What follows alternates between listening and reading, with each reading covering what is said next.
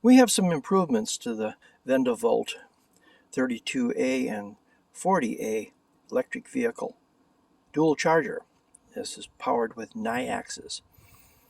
We have found that in certain instances of low power, meaning reception, just like a cell phone, because it really is a cell phone operation, that the Nayax stop buttons didn't work.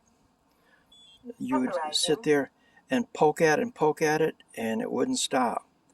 So what was required was adding a second push button, which we have right here. Let me down and show it to you.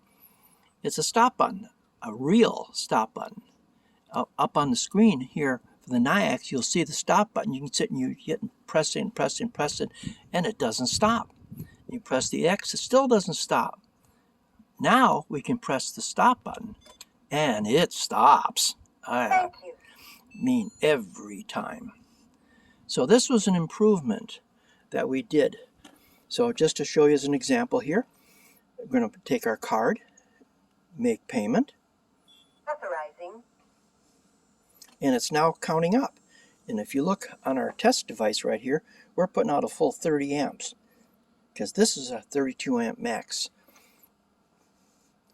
And it's dual charge. We're connected up to 220 volts, and we have our 40 amp breakers. There are 2 breakers in the circuit box, and it's underground. It's wired with 8 gauge wire, and then internally up here we have our 10 gauge wire. So we programmed this to operate every 15 minutes. It takes off $1. This can be any price. You can be charging $4 an hour, $8 an hour. It's charging really by the minute.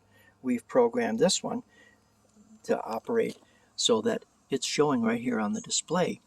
We debit it $1 for 15 minutes. At the end of 15 minutes, it's going to take another $1 and another and another till such time we go over here and we press the stop button. And that immediately ends the charging. This ends our video. Thank you.